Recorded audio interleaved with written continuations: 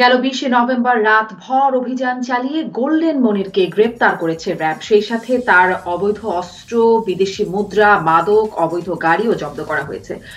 90-এর দশকে কাপড়ের দোকানের সেলসম্যান থেকে বর্তমানে রাজুকের 200টি প্লট এবং অন্তত 1050 কোটি টাকার মালিক হয়েছে সে।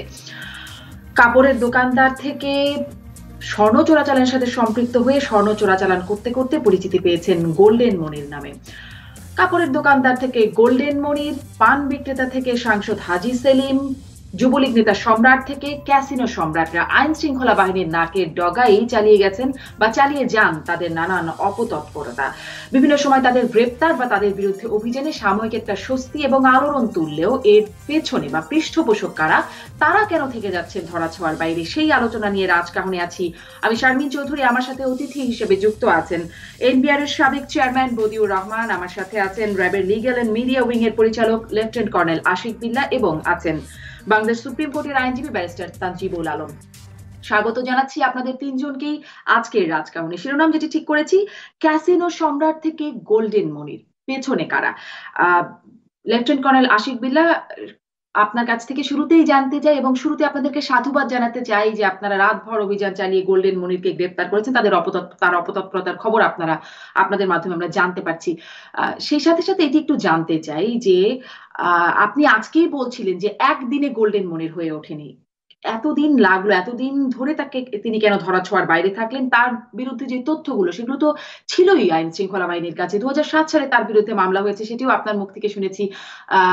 স্বর্ণ চোরাচালানের বিশেষ ক্ষমতা আইনে তার বিরুদ্ধে মামলা হয়েছে, 2019 সালে মামলা হয়েছে। এখন কেন গোয়েন্দা তথ্যের ভিত্তিতে তাকে ধরতে হচ্ছে? এতদিন কেন ধরাছোঁয়ার বাইরে থাকলো লেফটেন্যান্ট কর্নেল আশিক বিল্লাহ? ধন্যবাদ। আমি শুরুতেই ডিবিসিকে ধন্যবাদ জানাই রাজকাহনের মতো একটি জনপ্রিয় অনুষ্ঠানে র্যাবকে আমন্ত্রণ জানানোর জন্য। মূলত গত পরশুদিন আমরা যে অভিযান পরিচালনা করি, এই অভিযানের পিছনে র্যাবের নিজস্ব গোয়েন্দা সংস্থা, এর পাশাপাশি একটি গোয়েন্দা সংস্থার দেওয়া তথ্য মতে আমরা অভিযানটি পরিচালনা করি। অভিযানটি পরিচালনা করার পরিপ্রেক্ষিতে আমরা যে বিষয়গুলি আমাদের সামনে এসছে তা ইতিমধ্যে গণমাধ্যমে প্রকাশিত হয়েছে। একটি বিষয় আমি শুরুতে অত্যন্ত বিনয়ের সাথে স্বীকার করে নেই, সেটি হচ্ছে র্যাবের বা আইন শৃঙ্খলা রক্ষাকারী বাহিনীর একটি নির্দিষ্ট গণ্ডি আছে। সেই গণ্ডিটি হচ্ছে ফৌজদারি কার্যকলাপ, অর্থাৎ ফৌজদারি দ্বন্দ্ববিধির ভিতর যে ধরনের অপরাধ সংঘটিত হয়ে থাকে, এই ধরনের অপরাধ মূলত আইন শৃঙ্খলা রক্ষাকারী বাহিনী প্রতিহত করতে পারে। সরকারের প্রতিটি বিভাগে তদন্তের জন্য আলাদা আলাদা করে প্রত্যেকটি সংস্থা সক্রিয়ভাবে শাসিতভাবে কাজ করে থাকে। আইন শৃঙ্খলা রক্ষাকারী বাহিনীর নিজস্ব একটি গণ্ডি, নিজস্ব একটি সীমানা, নিশ্চয়ই আপনি আমার সঙ্গে একমত হবেন, সেটা আছে। গোল্ডেন মনির বা মনির হোসেনের বিরুদ্ধে যে অভিযোগগুলো দীর্ঘ সময় ধরে চলে আসছে, সেখানে কিন্তু ফৌজদারি দ্বন্দ্ববিধি বা ফৌজদারি অপরাধ সংঘটিত হওয়ার সম্ভাবনা কম ছিল। আমরা যে সময় তাকে গ্রেফতার করেছি, র্যাব মূলত 3টি ফৌজদারি অপরাধের ক্ষেত্রে তাকে গ্রেফতার করতে সক্ষম হয়েছে। আপনি নিশ্চয়ই জানেন, তার বাসা থেকে আমরা মদ উদ্ধার করেছি, তার বাসা থেকে আমরা অনুমোদনবিহীনভাবে বিদেশি মুদ্রা উদ্ধার করেছি, তার বাসা থেকে আমরা অবৈধ অস্ত্র উদ্ধার করেছি। এই 3টি মূলত ফৌজদারি অপরাধ। আইন শৃঙ্খলা রক্ষাকারী বাহিনী বা বিশেষায়িত প্রতিষ্ঠান, বিশেষায়িত বাহিনী র্যাবের মতো যারা আছেন, আমাদের অন্যতম কাজ হচ্ছে ফৌজদারি অপরাধকে নিয়ন্ত্রণে রাখা। লেফটেন্যান্ট কর্নেল আশিক বিল্লাহ, একটু তাহলে স্পষ্ট হই, বিশেষ ক্ষমতা আইনে তার নামে যে স্বর্ণ চোরাচালানের মামলা 2007, সেটি কি ফৌজদারি অপরাধ হবে না? বা মানে এই যে গোল্ডেন মনির হয়ে উঠলেন, এই বিষয়গুলো কি ফৌজদারি অপরাধ নয়? যে মামলাটি ইতিমধ্যে হয়ে গেছে, যে বিষয়টি ইতিমধ্যে দায়ের করা হয়েছে, সে বিষয়ে কিন্তু তদন্তকারী কর্মকর্তা প্রয়োজনীয় ব্যবস্থা গ্রহণ করছেন। এর পাশাপাশি নিঃসন্দেহে এটা ফৌজদারি অপরাধ, কিন্তু এ বিষয়ে ইতিপূর্বেই আইন শৃঙ্খলাকারী বাহিনীর দৃষ্টিগোচর হয়েছে, যার ফলশ্রুতিতে একটি নিয়মিত মামলা দায়ের হয়েছে এবং মামলা দায়ের পরিপ্রেক্ষিতে কিন্তু তদন্তকারী কর্মকর্তা এই বিষয়ে আইনের ব্যবস্থা গ্রহণ করছেন। জি, লেফটেন্যান্ট কর্নেল আশিক বিল্লাহ, এখন ব্যবস্থা গ্রহণ করা হচ্ছে, সেটি আমরা দেখতে পাচ্ছি, আপনাদের তৎপরতা আমাদের দৃশ্যমান। প্রশ্নটি করছিলাম, এতদিন মানে তথ্য থাকা একটা ছিলই, তো কেন ধরাছোঁয়ার বাইরে থাকলো? আরেকটু যদি এর সাথে আমি সাপ্লিমেন্ট করে জিজ্ঞাসা করি, কোনো একটা গ্রিন সিগন্যাল কি আপনাদের পেতে হয় যে কাকে ধরতে হবে, কখন ধরতে হবে, এরকম যদি আপনার কাছ থেকে একটু স্পষ্ট হতে পারি? কারণ সম্প্রতি আমরা আরেকটি আলোচিত নাম দেখলাম, হাজী সেলিম। আমরা জানি যে তার বিরুদ্ধে র্যাবের কাছে এই অগ্রণী ব্যাংকের জমি দখল নিয়ে অভিযোগ গেছে, বধির স্কুলের জমি দখল দখল নিয়ে অভিযোগ গেছে, এরকম অনেক অভিযোগ র্যাবের কাছেই আছে। কিন্তু তিনি এখনো ধরাছোঁয়ার বাইরে, বা তিনি থাকছেন ধরাছোঁয়ার বাইরে। যখন দেখলাম নৌবাহিনীর কর্মকর্তার সাথে তার ছেলের একটা সংঘর্ষ হলো, তখন খুব ঝটপট একটা অভিযান এবং তার ছেলের বিরুদ্ধে নানান রকম কিছু আপনারা বের করলেন, আপনাদের কাছ থেকে জানলাম। তো কখন ধরা হবে, কাকে ধরা হবে, কোনো গ্রিন সিগন্যাল কি লাগে লেফটেন্যান্ট কর্নেল আশিক বিল্লাহ? আমি শুরুতে একটি কথা শারমিন আপনাকে বলে রাখি, যে দুটি বিষয়ের আপনি বললেন, দুটি বিষয় সম্পূর্ণ স্বকীয়, অর্থাৎ একটির সঙ্গে আরেকটি কোনো যোগ সাদৃশ্য নেই। আরেকটি বিষয়, সেটি হচ্ছে গিয়ে র্যাবের নিজস্ব একটি কমান্ড স্ট্রাকচার আছে, একটা কমান্ড, একটা পরিধি আছে। মূলত একটি র্যাব বাংলাদেশ পুলিশ একটি বিশেষায়িত বাহিনী। কাউকে গ্রেফতার করতে হলে গ্রিন সিগন্যাল এরকম কোনো বিষয় একেবারেই নেই। র্যাবের যে ধর্তব্য অপরাধ আছে, এই অপরাধের ভয়াবহতা চিন্তা করে, এই অপরাধের গুরুত্ব চিন্তা করে র্যাব অভিযান পরিচালনা করে থাকে। যে বিষয়টি আপনি বলছিলেন যে গোলজেন মনিরের দীর্ঘদিনের একদিনের উনি আজকে এই পর্যায়ে আসেননি, নিঃসন্দেহে আপনি যথার্থই বলেছেন। কিন্তু এই ধরনের যে অপরাধ আছে, এই অপরাধগুলো কিন্তু আইন শৃঙ্খলা রক্ষাকারী বাহিনীর অর্থাৎ ফৌজদারি অপরাধের গণ্ডির বাইরে। আর যে বিষয়টি আপনি অন্য একটি বিষয় যেটা আলাপ করলেন, যদি সেক্ষেত্রে সে যে ক্ষেত্রেই হোক না কেন, একটি ফৌজদারি অপরাধ হলেই কিন্তু কেবলমাত্র র্যাবের মতো একটি এলিট ফোর্স সেটি আইনগত ব্যবস্থা গ্রহণ করে থাকে। জি, অনেক ধন্যবাদ লেফটেন্যান্ট কর্নেল আশিক বিল্লাহ। আমি একটু ব্যারিস্টার তানজিব, আইনজীবীর বিশেষজ্ঞ মতামত জেনে নিই। ব্যারিস্টার তানজিব, এইগুলো কি ফৌজদারি অপরাধ না? ভূমি দখল বা স্বর্ণ চোরাচালান, সেই জায়গাটি আপনি একটু স্পষ্ট করবেন প্রথমত, এবং সেই সাথে এই প্রশ্নটিও করে রাখি যে আইনজীবী হিসেবে আপনাদের অভিজ্ঞতা কি বলে, আসলে কি কখন ধরা হবে, কাকে ধরা হবে, এখানে কোনো বিশেষ বাছাইয়ের ব্যাপারটা কাজ করে কিনা কোনোভাবে? ব্যারিস্টার তানজিব। জি, প্রথমে বলে নিই যে ফৌজদারি অপরাধের কথা যেটা বলেছেন, যে আমরা যে কথাগুলো বললাম, যে সোনা চোরাচালানি বলেন কিংবা ট্যাক্স ফাঁকি দিয়ে সম্পদের পাহাড় গড়া এবং এরকম যত অপরাধী কর্মকাণ্ড আছে, সবগুলাই কোনো না কোনো আইনের অধীনে এক ধরনের ফৌজদারি অপরাধ। আমার মনে হয় আশিক বিল্লাহ সাহেব যে কথাটা বলতে চেয়েছেন সেটা হচ্ছে যে র্যাব কেন এতদিন তাকে ধরে নাই। কারণ র্যাবের যে জুরিসডিকশন, কোন কোন অপরাধের জন্য র্যাব কাকে গ্রেফতার করতে পারবে, সেটা আইনের মাধ্যমে ডিফাইন করা আছে, যে সব অপরাধের জন্য র্যাব কাউকে গ্রেফতার করতে পারে না। ফর এক্সাম্পল, যদি মানি লন্ডারিং এর কাজ কোনো অপরাধ সংগঠিত হয়, তাহলে সেটার ক্ষেত্রে র্যাব কিন্তু তাকে মানি লন্ডারিং এর অভিযোগে গ্রেফতার করার অধিকার কিংবা এই বিষয়ে প্রসিকিউশন করার ক্ষমতা র্যাবের নাই। সেটা আবার আইনের মাধ্যমে ডিফাইন করে দেওয়া আছে, কোন কোন ক্ষেত্রে কোন কোন ধরনের মানি লন্ডারিং এর জন্য কে কে প্রসিকিউশন করতে পারবে। সো এই কারণে একদিক থেকে আপনি বলতে পারেন যে র্যাব যদি অনেকদিন পরে কোনো বিষয়ে রিয়েক্ট করে, তাহলে তাদের অনেকগুলা কারণ থাকে, এবং আমি মনে করি শুধুমাত্র আইনগত কারণের বাইরে, আপনি আমাকে সেকেন্ড যে কোশ্চেনটা করেছেন, আইনজীবী হিসেবে কোনো অপরাধ যদি সংগঠিত হয়ে থাকে, তাহলে আসলে গ্রিন সিগন্যালের প্রয়োজন আছে কিনা। আপনি যদি আইনের বিধান থেকে দেখেন, টেক্সট বুক ল থেকে যদি দেখেন, তাহলে আসলে আইনের কোথাও এই কথাটা পাবেন না যে যদি কোনো কেউ অপরাধ করে থাকে, সে অপরাধের ব্যক্তি, কোন ব্যক্তি অপরাধটা করলো সেটা দেখে তাকে মামলা আসামি করবেন কিংবা তার বিরুদ্ধে প্রসিকিউশন করবেন কি করবেন না, সেরকম কোনো বিধান নাই। কিন্তু বাস্তব ক্ষেত্রে আমরা যদি এখানে দেখে আসি, আপনি সাধারণ জনগণকে যাকে জিজ্ঞেস করেন না কেন, তাদের প্রত্যেকের ধারণা যে আপনি যদি প্রভাবশালী হন, তাহলে আপনি 7 খুন করলেও মাফ পেয়ে যাবেন। এই ধরনের ধারণা আমাদের প্রত্যেকের মধ্যে আছে, এবং এই ধারণাকে যে আপনি সম্পূর্ণ অমূলক বলবেন, সেটাও বলার উপায় নেই। কারণ আমরা আমাদের অভিজ্ঞতায় বিভিন্ন সময় দেখেছি যে রাজনৈতিক প্রভাব খাটিয়ে অনেকে অপরাধ করে, এবং সেই অপরাধের থেকে পারও পেয়ে যায়। আইদার পুলিশ তার বিরুদ্ধে কোনো মামলা নেয় না, অথবা মামলা যদি নিয়েও থাকে, সেই মামলা কিছুদিন পরে খালাস হয়ে যায়, কিংবা মামলার দীর্ঘসূত্রিতার মধ্যে পরে মানুষজন ভুলে যায়, সাক্ষীরা আসে না। সো আপনি যদি প্রভাবশালী হয়ে থাকেন, সেই প্রভাবটা হইতে পারে টাকার প্রভাব, সেই প্রভাবটা হতে পারে রাজনৈতিক প্রভাব, সেই প্রভাবটা হইতে পারে যে আপনার যে হেরিটেজের সোকল হেরিটেজ, সেটার প্রভাব। মানে বিভিন্ন ধরনের পাওয়ারফুল যে উইংস গুলা আছে, এগুলাকে কাজে লাগিয়ে অনেকেই এই ধরনের অপরাধ করে পার পেয়ে যায়, এবং আইন তাদের কাছে একটা ছেলে খেলার মতোই লাগে, এবং তার আইন তাদেরকে মানে ধরতে পারে না। আমরা সেজন্য বলি যে তারা হচ্ছে আসলে আইনের ঊর্ধ্বে, কিংবা আইন মানে ধরাছোঁয়ার বাইরে তাদের। এরকমই কয়েকটা উদাহরণ আমরা ইতিমধ্যে দেখেছি, এবং দেখা যায় যে যখনই কাউকে এরকম অপরাধের তদন্তের সম্মুখীন হয়, তখন তার মধ্যে থেকে থলের বিড়াল একটা দুইটা না, অসংখ্য থলের বিড়াল বের হয়ে আসে, এবং আমরা তখন তাকে নিয়ে আলোচনার বিষয়বস্তু করি। কিন্তু যেটা প্রণিধানযোগ্য আমার কাছে মনে হয় যে এই ধরনের লোক কেন এই সাহসটা পায়, এই ধরনের সম্পদ পাহাড় যখন সে গড়ে, তখন সে তো জানে সে যে কাজটা করছে সেটা একটা অপরাধী করছে, তাহলে তার সাহসটা কোত্থেকে আসে? কারণ আপনি যে আজকে যে এই শো এর যে থিমটা যে পিছনে কারণ সে এই সাহসটুকু পায় যে আমি যদি অপরাধটা করেও থাকি তাহলে আমি কোনো না কোনো ভাবে পার পেয়ে যাবো, আমার কোনো না কোনো গডফাদার আছে, কেউ না কেউ আমাকে শেল্টার দেবে এবং আমি তাদের ওই শেল্টারে আমি যে অপরাধটা সংগঠিত করছি সেটা কন্টিনিউ করতে পারবো। এই যে আশিক বিল্লাহ সাহেব একটা প্রশ্ন করেছেন যে তার বিরুদ্ধে ইতিপূর্বে সোনা চালানের একটা মামলা হয়েছে। ধরেন আমরা দেখতেছি 90 সাল থেকে কিংবা 90-এর পরপর থেকে তার ক্যারিয়ার শুরু করেছিল সেলসম্যান হিসেবে, তার উত্তরণ ঘটেছে। সে সেলসম্যান থেকে সোনা চোরাচালানি যারা করে তাদের সাথে সহযোগী হিসেবে কাজ করেছে, নিজে একসময় আপনার বস হয়ে গেছে এবং সোনা চোরাচালানির টাকা জমিয়ে সে ল্যান্ডের দিকে ঝুঁকেছে, সে এখন ল্যান্ড মোগল হয়ে গেছে। এই যে কাজটা করেছে এত বছর ধরে করেছে, এটা তো একটা মাত্র ঘটনা না, তাহলে মামলা কয়টা হলো? তার মানে সেই যে একটা পেশাদার সোনা চোরাচালান তার নামের মাধ্যমেই সেটা প্রকাশিত, যে আমরা ওকে বলতেছি যে আপনার গোল্ডেন মনির।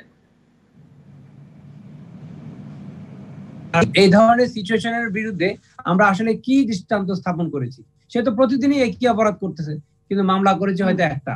তাহলে যখন আপনি দেখছেন যে আপনারা জানেন যে প্রসিকিউশন যে একটা মামলা করেছি আমরা ওইটা ধরেছি, তাহলে তো তার অবস্থান থেকে তো বাকি সব মামলা এমনিতে চলে আসার কথা। যেমন ধরেন এই একটা সোনা চালানির মামলা হলো, সে প্রতি বছর বছর যে ট্যাক্স দিয়েছে সেই ট্যাক্স রিটার্ন থেকে তো আপনার তার ট্যাক্স রিটার্নের সাথে যদি ব্যাংকের ট্রানজাকশন যদি টালি করা হয় তাহলে তো তার ট্যাক্স ফাঁকির বিষয়টা চলে আসে। তাহলে তানভীর স্পষ্ট মানে একটার সাথে অনেকগুলো অপরাধের একটা যোগ সূত্র আছে, সেটির জায়গাটিতেও আপনার কাছে আসবো যে সেখানে আসলে আইন তার গতিতেও কতটুকু চলছে, আইন শৃঙ্খলা বাহিনী যখন তাকে আইনের আওতায় নিয়ে আসা হচ্ছে তারপরের অবস্থাটা কি সেটাও আপনার কাছ থেকে জানবো। আমি জনাব বদিউর রহমানের কাছ থেকেও জানতে চাই যে এই যে তিনি টাকার পাহাড় গড়ে তুললেন অপরাধ, সেটি আসলে এই অপরাধগুলো আমরা রাজুকের ক্ষেত্রেও দেখলাম যে 200টি প্লট, কিভাবে সম্ভব সেটা আসলে আমরা জানি না। এটি কি চোখ ফাঁকি দিয়ে করা হলো নাকি যোগ সাজসে? তেমনি এনবিআর এর চোখ ফাঁকি দিয়ে আমরা দেখতে পাচ্ছি যে সে স্বর্ণ চোরাচালান, দীর্ঘদিন ধরে স্বর্ণ চোরাচালান করে গোল্ডেন মনির নামে পরিচিত পেয়ে গেল, এত টাকার কর ফাঁকি দিল যেটি ব্যারিস্টার তানজিবও বলছিলেন।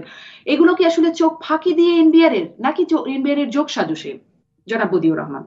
জি, আপনাকে ধন্যবাদ। এখানে দুটো অংশ আছে, একটা হইলো এনবিআর, একটা হইলো ট্যাক্স রিলেটেড, যে উনি কর দিলেন কিনা। সে এনবিআর এর ফাঁকিটা আমি আগে বলি, ওটা হলো এনবিআর এর রিটার্নের মধ্যে আয়কর রিটার্নে যদি উনি ওনার সম্পদ না দেখান তাহলে তো সে অংশটুকু এনবিআর ধরতেই পারবে না যে তার সম্পদ আছে কিনা, কর ফাঁকি দিল কিনা। এটা একটা পয়েন্ট। বাকিটা এনবিআর ধরবে সেটা হলো এনডিআর এ যে সেন্ট্রাল ইন্টেলিজেন্স সেল আছে আয়কর বিভাগের, তারা জরিপ করে খোঁজ নেয় গোয়েন্দার মাধ্যমে। যেমন আমি থাকতেও কিছু কিছু কাজ এভাবে করেছি। একটা উদাহরণ দিয়ে, হয়তো একটা প্রাইভেট বিশ্ববিদ্যালয়ের মালিক, তা আমরা গোয়েন্দার মাধ্যমে খবর পেলাম যে উনি যেটুক ট্যাক্স দিলেন ওটার তার আয়ের থেকে কম দিলেন। তো এই যে গোয়েন্দা তথ্যের ভিত্তিতে তাকে পরে ডাকাইলাম যে একটু আসবেন, যে আপনার লোকজন তো চার্টার্ড অ্যাকাউন্ট দিয়ে স্টেটমেন্ট করে, আমি পাটিগণিতে যোগ বিয়োগ করে দেখেছি আপনার কাছে কিছু টাকা পাবো। কাউকে অসম্মান করার মধ্যে বাহাদুরি নেই, তাকে সম্মান করে ট্যাক্স আদায় করতে পারার মধ্যে সরকারেরও একটা ক্রেডিট, রাজস্ব বোর্ডেরও একটা ক্রেডিবিলিটি থাকে। উনি আসলেন, এসে প্রথমবার 1 কোটি দিয়ে গেলেন। বললাম যে আপনাকে তো আরেকবার আমার কাছে চা খেতে আসতে হবে, আবার এসে 1 কোটি দিয়ে গেলেন। এটা হইল এনবিআর এর ইন্টেলিজেন্স থেকে পাওয়া এক। আর দ্বিতীয় যেটা আপনার সম্পদ অর্জন হচ্ছে, এই যে 200 প্লট বলেন, এত স্বর্ণের মালিক বলেন, টাকার মালিক বলেন, এগুলো অবশ্যই যোগ সাজসে হয়েছে। এটা একার পক্ষে সম্ভব নয়। এখানে রাজনৈতিক প্রভাবটা সবচেয়ে বেশি। এই যে এখন গোল্ডেন মনির বলেন বা কাপড় দোকানের কর্মচারী থেকে শুরু হোক, ও আগে কোথায় ছিল? আমরা তো 2-1টা কথা শুনেছি। আগে কার প্রশ্রয় ছিল? কোন রাজনৈতিক নেতা তাকে প্রশ্রয় দিয়েছেন? এবং সেই প্রশ্রয় থেকে উনি উঠতে উঠতে কীভাবে উঠলেন? আর রাজুকের কথা বলছেন, রাজুক থেকে প্লট পাওয়ার জন্য নিয়ম নীতিতে, রাজুক থেকে তো আমিও 3 কাঠার একটা প্লট পেয়েছি সরকার থেকে। আমার ওই 3 কাঠা তো বদলানোর জন্য আমি রাজুকের চেয়ারম্যানের কাছে দরখাস্ত দিয়ে হয়রান হয়ে গেছি, আমাকে তো বদলায়নি। তো তখন চেয়ারম্যান যিনি ছিলেন একবার পরে হাসতে হাসতে বললেন যে আপনি এনবিআর এর চেয়ারম্যান যখন ছিলেন তখন বললে তো আপনার বাসায় এটা বদলেই আপনাকে আরও বড় প্লট দিয়ে পাঠিয়ে দিতাম। কবে আপনি সেই 3 কাঠার প্লট একটা পাইলেন সহকারী সচিব থাকতে বা সিনিয়র সচিব, সেটা নিয়ে বসে আছেন?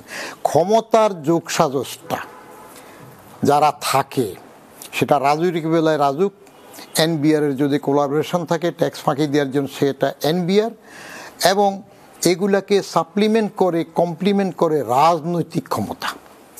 রাজনৈতিক ক্ষমতার প্রশ্রয় যদি না থাকে, তাহলে আইনের যারা আছে, পুলিশ বা আইন শৃঙ্খলা, তারাও তত বেশি সাহায্য করতে পারে না। ছাগল খুঁটির জোরে নাচে, কার কতটুকু খুঁটি শক্ত সেটা অনুযায়ী ছাগলটা তত লাফাতে পারবে। এবং একদিনে এত সম্পদের মালিক হওয়া, সেটা সম্রাট বলেন, এনুরুফোন বলেন, পাপিয়া বলেন, এখন গোল্ডেন বলেন, যাকেই বলেন, এইগুলো একটা চক্রের মাধ্যমে, একটা বড় শক্তির মাধ্যমে। এবং এই বড় শক্তির মধ্যে সবচেয়ে বড় শক্তিটা হলো আপনার রাজনৈতিক শক্তি। রাজনৈতিক শক্তি যদি একজনের পেছনে থাকে, তাহলে আইন শৃঙ্খলা রক্ষাকারী বাহিনীও তাকে সহায়তা করতে অনেক সময় বাধ্য হয়। আর সবাই তো দোয়া তুলসী পাতা নয়, প্রত্যেকে কিছু গেলে একটু চেকে দেখবে। কৌটিল্যের অর্থশাস্ত্রের মধ্যেও আছে, তার হাতের সামনে দিয়ে টাকা যাবে, সে কিছু চেকে দেখবে না, এটা তো হয় না। তাহলে তো বিবেকের শাসনে সবাই এমনি ফেরেস্তা হয়ে যেত। তো মোদ্দা কথা হইল, আমি যেটা বুঝি, এক, রাজনৈতিক প্রশ্রয়ের ব্যাপারটা এক নম্বরে আসে। দুই, আইনের ফাঁক ফোকরটাতে লয়ার হোক, আইনশৃঙ্খলা রক্ষাকারী হোক, সবাই সেখানে একটা ফাঁক ফোকর খুঁজে তাকে সাহায্য করে, সে সুবিধা উঠায়। তিন, সবচেয়ে বড় জিনিস হইল, চোখের সামনে দিয়ে সামাজিক স্বীকৃতিটা তার এসে যায়। সে একটা চোর, কিন্তু এই চোরটাও, এই ডাকাতটাও, এই হারমারটাও যখন একটা বড় ভালো দামি গাড়ি নিয়ে আমার সামনে দিয়ে যাচ্ছে, আমার তার কাছে কোনো কাজ নাই, একটা পয়সার সুবিধাও পাই না, তাও আমি অটোমেটিক তাকে একটা সালাম দিচ্ছি, তার পেছনে একটু হাঁটছি। সামাজিক স্বীকৃতিতে এটা যত দুর্বৃত্তায়ন হচ্ছে এখন, তারা তত বেশি সামাজিক মর্যাদায় চলে আসতেছে। মূল্যবোধের চরম অবক্ষয়। বিষয়টা নিঃসন্দেহে খুবই ক্ষতিকর এবং খুবই উদ্বেগের। আপনি যে খুঁটির জোরের কথা বলছেন, সেই খুঁটির জোরের বিষয়টা নিশ্চয়ই আমি লেফটেন্যান্ট কর্নেল আশিক বিল্লাহর কাছ থেকে পরবর্তীতে জানতে চাইবো। কিন্তু একটা বিষয়, যে এই যে কর ফাঁকির যে জায়গাটি আপনারা বলছেন, আমরা যারা সাধারণ মানুষ, এত এত তথ্য দিতে হয়, আমরা নিজেরা অনেক সময় পারি না, আইনজীবী সহায়তা নিতে হয় কর দেবার ক্ষেত্রে, এবং কারো করের পরিমাণ মানে বছর বছর কমলে তাকে আবার নানান রকম ব্যাখ্যার সম্মুখীন হতে হয়, যে কেন কর কমলো ইত্যাদি, নানান একটা ভোগান্তির মধ্যে দিয়ে, একটা জটিল প্রক্রিয়ার মধ্যে দিয়ে যেতে হয় তারা। আর এরা এরকম, আপনি যাদের নাম বলছেন, গোল্ডেন মনির, সম্রাট, জি কে শামীম, পাপিয়া, শাহিদ, এরা আসলে এদের বিষয়ে এত তদারকি কি এনবিআর করে না? এটি কি করার যোগ্যতা নাই, নাকি সব সময় একটা অসম দৃষ্টি এনবিআর?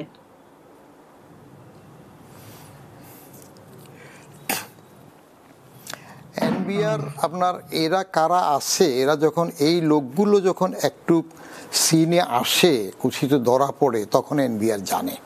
এনবিআরের যে জনবলের সীমাবদ্ধতা এবং সেন্ট্রাল ইন্টেলিজেন্সের যে সক্ষমতা আছে, সেই সক্ষমতা দিয়ে তারা সবাইকে এরকম খুঁজে বের করতে পারে না। আমি যে কয়েকটা অপারেশন চালিয়েছিলাম নিজে খোঁজ নিয়ে, দেখা গেল যে পরে সেগুলো যে তথ্য, সেই তথ্যের সাথে কিছু বিভ্রাট ঘটেছে। আমি ওল্ড টাউনে একটা স্বর্ণের স্টক ছিল শুনে সেখানে আমরা পাঠিয়েছিলাম, কেমন একটা ম্যাজিস্ট্রেটের ওখানে ছিল, আমাদের শুল্ক গোয়েন্দার ছিল, কিন্তু পরে দেখা গেল কীভাবে সেটা লিক আউট হইলে চলে গেল। কক্সবাজার একটা হোটেলে রেড করতে গিয়ে দেখা গেলো আমরা কাগজপত্র ধরে নিয়ে এসেছি, তার ট্যাক্স ফাঁকিটা ধরা পড়েছে, শুল্কটা ধরা পড়েছে। কিন্তু এই যে যাদের নাম বললেন, এই পাপিয়ার আদৌ ট্যাক্স রিটার্ন আছে কিনা সেটাও তো হয়তো পরে জানা যাবে, খোঁজার প্রশ্ন আছে। এইগুলো অনেকটা আসে না। আর বাস্তব একটা কথা বলি আপনাকে, আমরা যারা চাকরি করি তারা অনেক সময় অনেক কিছু করতে পারি না। আমার ইচ্ছা আছে, তারপরেও করা যায় না। তার কারণ আমি করব, আমার নিজের ডিপার্টমেন্টের পেছনে শক্ত শক্তি কতটুকু আছে। আপনি ছোট্ট একটা উদাহরণ দিই। আমি এনবিআরের চেয়ারম্যান থাকতে আমার কাছে কোনো এক ভদ্রলোক একটা হাতে লেখা কাগজ পাঠালেন। সে কাগজের মধ্যে একজন বড় রাজনৈতিক নেতা কয়েক বস্তা টাকা একটা ব্যাংকে জমা দিচ্ছেন বললেন।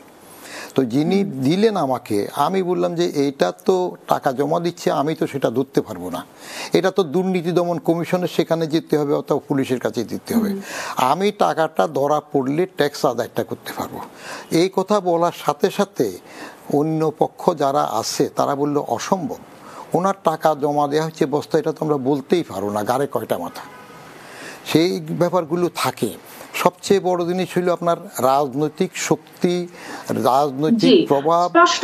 অনেক ধন্যবাদ। আমাকে একটা বিরতিতে যেতে হবে, কিন্তু জনাব বদিউর রহমান, এরকম ঘটনা যখন আপনাদের কাছে আসে আপনারা আইন শৃঙ্খলা বাহিনীর কাছে রেফার করতে পারেন না যে এটি তো একটা অপরাধ, তারা কেন সেটি তাদেরকে আওতায় আনে না? এটিও একটু আনবো।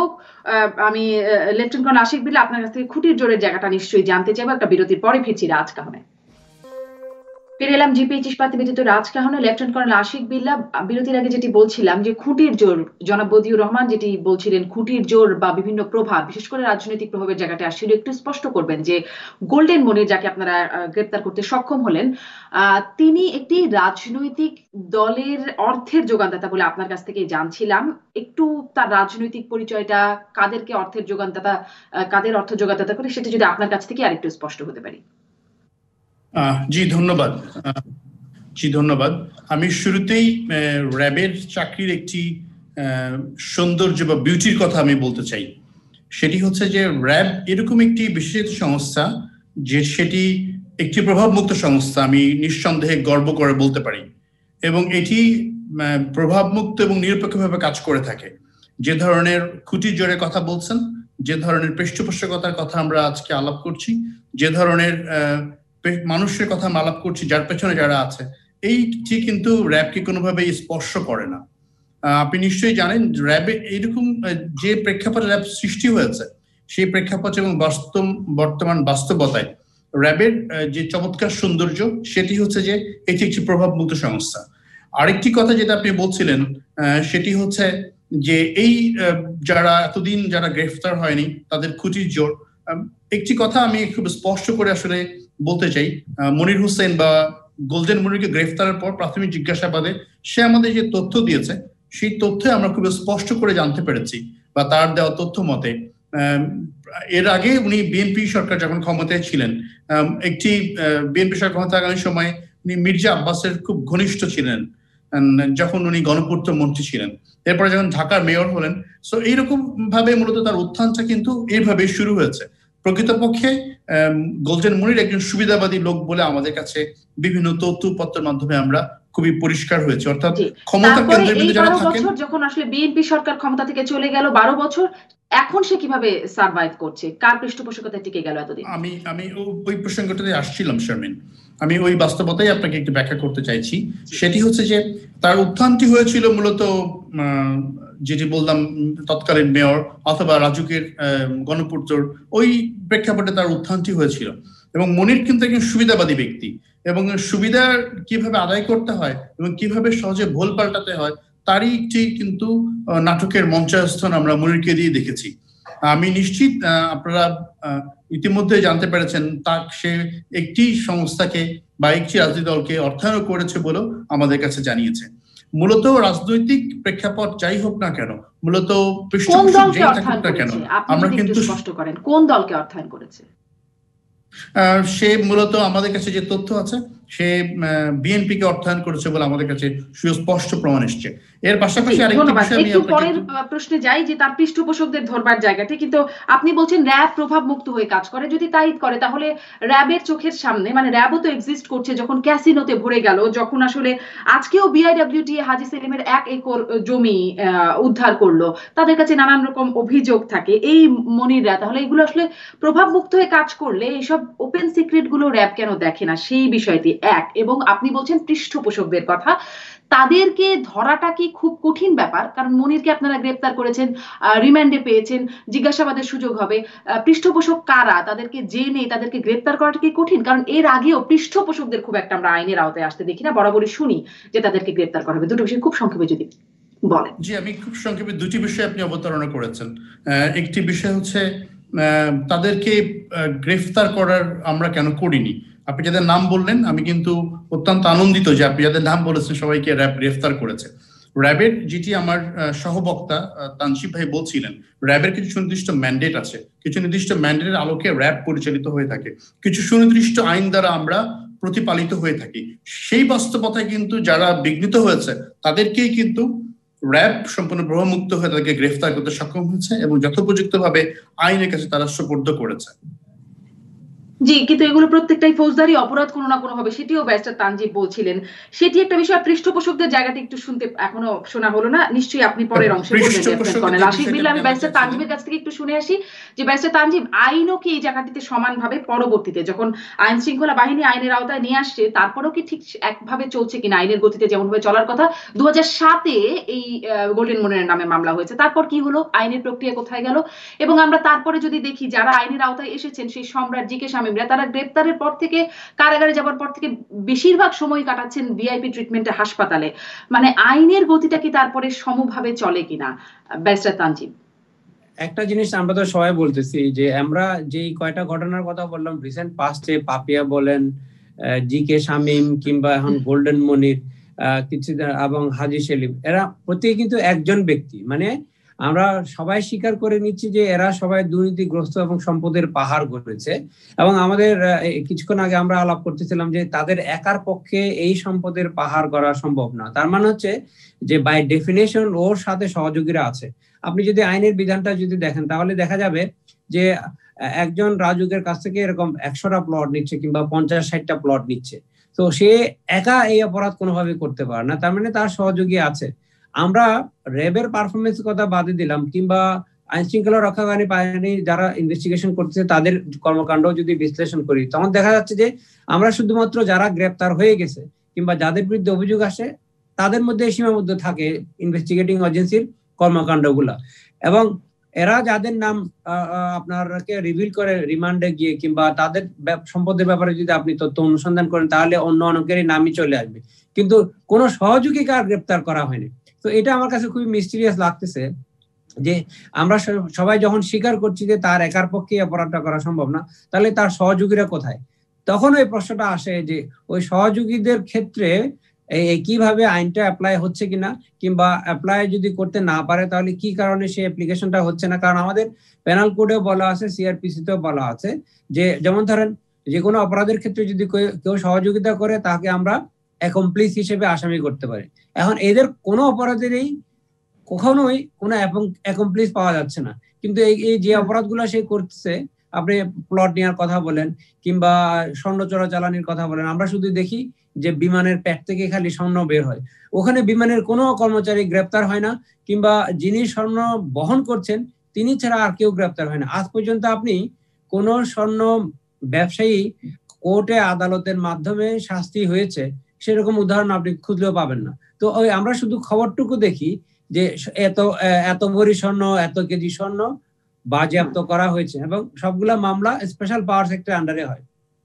সে মামলার আয়ও কোথায়, সেই মামলার পরবর্তীতে সাক্ষী সাবত কোথায়, এবং তাদের কোনো আদৌ কোনো বিচার হয় কিনা, এবং যদি বিচার হয়ে থাকে কাদের বিচার হয়? শুধুমাত্র বহনকারীদের। জি, আমি তাহলে একটু বদিউর রহমানের কাছ থেকে ব্যারিস্টার তানজিব আপনি যে প্রসঙ্গটি উত্থাপন করলেন সেটি জানি যে কেন আসলে শুধুমাত্র যে নিয়ে আসছে সেই বাহককেই ধরা হচ্ছে, পেছনের কাউকে, যেটি ব্যারিস্টার তানজিব যে তথ্যটি দিচ্ছিলেন, কেন তাদের কোনো তারা ধরা ছোঁয়ার বাইরে থেকে যাচ্ছেন? এই প্রশ্নের উত্তরটা নিশ্চয়ই জানতে চাই। আরো একটা প্রশ্ন যদি আপনি একে একে দুটোই বলেন, করেই রাখি যে এই যে পৃষ্ঠপোষক যারা অ্যাকমপ্লিসের কথা বলছিলেন ব্যারিস্টার তানজিব, রাজুকের সহায়তা নিশ্চয়ই পেয়েছে, 200টি প্লটের মালিক হতে পারেন না তিনি। তাছাড়া এনবিআর এর, আপনিও বলছিলেন যে এনবিআর এর যোগ সাজস্ত কোথাও না কোথাও আছে, এই যে কর ফাঁকি দেওয়া, স্বর্ণ চোরাচালান কোথাও না কোথাও তো এর মধ্যে রয়ে গেছে।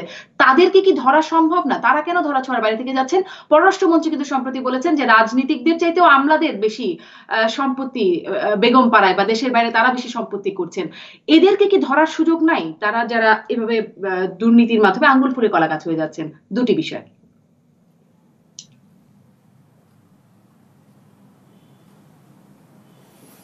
আপনি প্রথম বিষয়টা বললেন যে একটু রিপিট করেন কাইন্ডলি। আপনার দুটো বিষয় কি বললেন যে কেন আপনি যদি পরেরটুকুই বলেন। জি,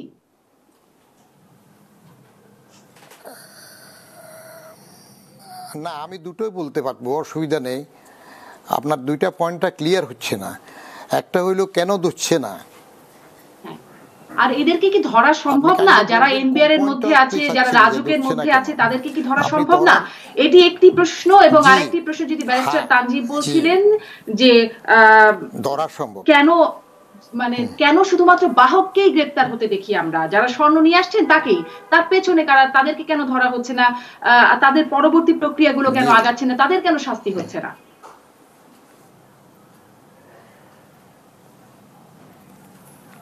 গুড। কেন ধরা হচ্ছে না সেটার একটা উত্তর আমার ব্যক্তিগত অভিজ্ঞতা ক্ষেত্রে দেই।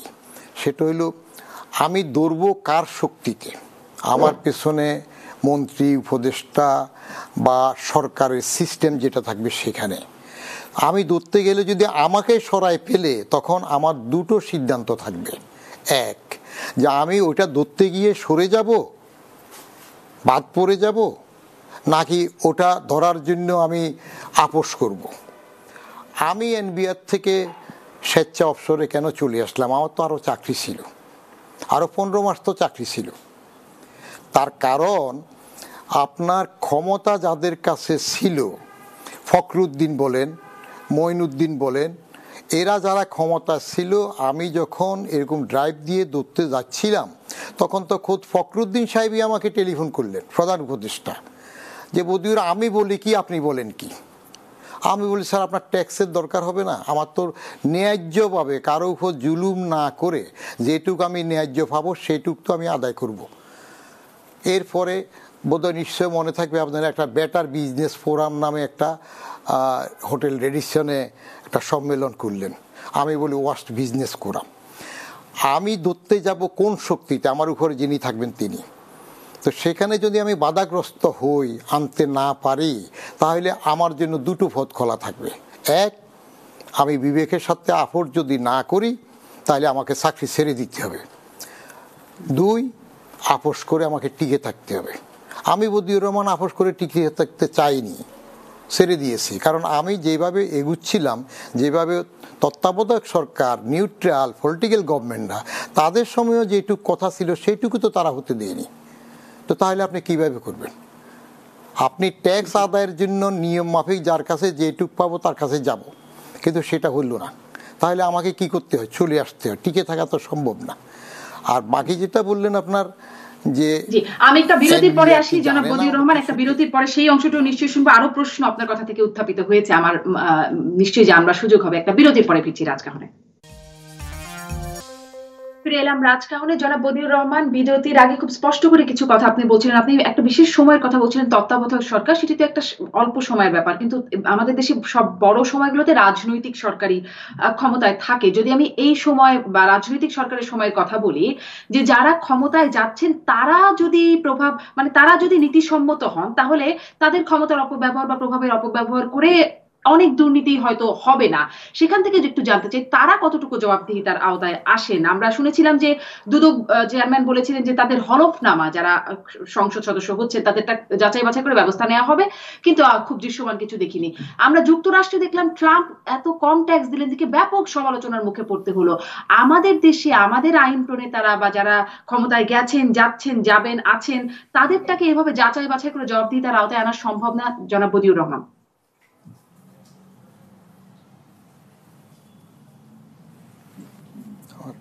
ডিসকানেক্ট হয়ে গেছে, শুনছি না তো, আর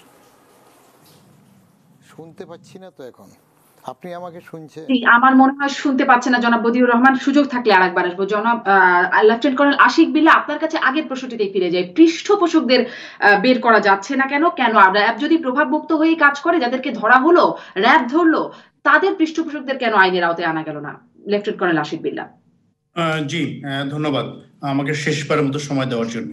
মূলত যারা র্যাবের এবং পুলিশের কিছু দায়িত্বের একটি গণ্ডি আছে, যেটা আমি বলছিলাম, আমাদের মূল কাজ হচ্ছে যে, আমি নিশ্চিত আমাকে তানজিম ভাই সাপ্লিমেন্ট করবেন, উনি আমাকে সহযোগিতা করবেন, যে বিষয়টি আছে আইন শৃঙ্খলাকারী বাহিনীর একটি নির্দিষ্ট গণ্ডি আছে। গণ্ডির ভেতর থেকে আমরা যে কোনো অপরাধের তথ্য আলামত সংগ্রহ করে আমরা সেটা কিন্তু আদালতে উপস্থাপন করি। আদালতে উপস্থাপন করার পর একজন তদন্তকারী কর্মকর্তা নিয়োগ হয়ে থাকেন। তদন্তকারী কর্মকর্তা বিভিন্ন পর্যায়ে আসামিকে বা সাক্ষীদেরকে জিজ্ঞাসাবাদ করে থাকেন। জিজ্ঞাসাবাদে যাদেরকে অভিযুক্ত বলে মনে করেন তদন্তকারী কর্মকর্তা, তাদেরকেই বিষয়ের সাথে সম্পৃক্ত যারা এবং এই বিষয়ে পর্যাপ্ত পরিমাণ সাক্ষী, পর্যাপ্ত পরিমাণ আলামত পান, তাদেরকেই কিন্তু আইনের কাছে সুপর্দ করার জন্য তদন্তকারী কর্মকর্তা কাজ করে থাকেন। যারা পৃষ্ঠপোষক আছেন, যারা আমাদের খালি চোখে যাদেরকে আমরা দেখছি, এবং আইনের দৃষ্টিতে তারা কতটুকু দোষী এই বিষয়টি কেবলমাত্র তদন্তকারী কর্মকর্তাই সুস্পষ্টভাবে বলতে পারবেন। সুতরাং এভাবে ঢালাওভাবে কোনো বিষয়ে মন্তব্য করাটা নিঃসন্দেহে দুরূহ। যে বিষয়টি আমরা বলতে চাই সেটি হচ্ছে যে তদন্তকারী কর্মকর্তা সংশ্লিষ্ট সকল বিষয়কে আমলে এনে যথোপযুক্তভাবে পৃষ্ঠপোষক যিনি আছেন অথবা যিনি নাই সমস্ত বিষয়কে সামগ্রিকভাবে বিচার বিশ্লেষণ করার সাপেক্ষেই অভিযোগপত্র অথবা প্রয়োজনীয় আইন ব্যবস্থা গ্রহণ করে থাকে। অনেক ধন্যবাদ জনাব আশিক বিল্লাহ। ব্যারিস্টার তানজিব, কি বলবেন আসলে পৃষ্ঠপোষকদের ঢালাও ভাবে না বলে সুনির্দিষ্টভাবে কোথায় কোন পৃষ্ঠপোষককে আমরা আসলে দেখলাম আইনের আওতায় আসতে? ব্যারিস্টার তানজিব, আমরা তো যে কয়টা মামলার কথা বলছি সেই কয়টা মামলাতে আমরা তো এক বাক্যে স্বীকার করছি যে একার পক্ষে সম্ভব না। তার মানে হচ্ছে পৃষ্ঠপোষকতা বলেন, বিহাইন্ড দি সিন লোকের সহযোগিতা বলেন, মানে এই ধরনের ক্রাইম গুলো একা করা সম্ভব না। তো এটাই যদি আমার ইনএভিটেবল কনক্লুশন হয়, তাহলে আমি কেন একজনকেও খুঁজে পাচ্ছি না যে আমি যদি তদন্ত করি, আমি যদি চার্জশিট দেখা যাচ্ছে শুধুমাত্র তার বিরুদ্ধে চার্জশিটটা হচ্ছে। এটা আসলে মানে অপরাধ বিজ্ঞানের প্রাথমিক যুক্তি তো কোনোভাবে টিকে না, এবং ওই কারণে দেখা যায় যে সাধারণ মানুষের যে নর্মাল যে কমন সেন্স দিয়ে যে ধরনের অপরাধগুলো একার পক্ষে করা সম্ভব না, সেখানে আমি কোনো সহযোগী পাই না। তার মানে তখন ইনস্টিটিউশনাল ইন্টিগ্রিটির যে বিষয়টা সেটা তখন প্রশ্নের সম্মুখীন হয়, কারণ সাধারণ জনগণ তখন মনে করে যে ওকে কোনো কারণে ধরেছে কিন্তু ওর সাথে বাকি যারা আছে সবাইকে ছেড়ে দেওয়া হচ্ছে। কারণ তো এখন এটা যদি এভাবে যদি চলতে থাকে তাহলে আমরা হয়তো এরকম স্পোরাডিক দুই একজনকে অ্যারেস্ট করা হবে, তাদের বিরুদ্ধে মামলা হবে, তাদের অনেক ধন্যবাদ ব্যারিস্টার তানজিব। আমি জনাব বদিউর রহমান আগের প্রশ্নটিতে হয়তো ফিরে যাওয়ার সুযোগ নাই, কিন্তু এখান থেকে যদি একটু ছোট্ট করে জানি যে শস্যের ভিতরে যারা ভূত থাকেন এরকম অপতৎপরতা দুর্নীতিবাজরা সবসময় আমলাদের ব্যবহার করেন, সেই আমলাদের ধরবার সুযোগ আছে কিনা? জি, তো আমি তো মনে করি যে রাজনৈতিক সদিচ্ছা যদি থাকে, রাজনৈতিক সদিচ্ছা থাকলে রাজনৈতিক সরকারের কোনো বিকল্প নাই। তারা যদি আসলেই ধরতে চান ধরতে পারেন, কিন্তু সমস্যাটা হইল কতটুক ধরতে চাইবেন, কাকে ধরবেন কাকে ধরবেন না।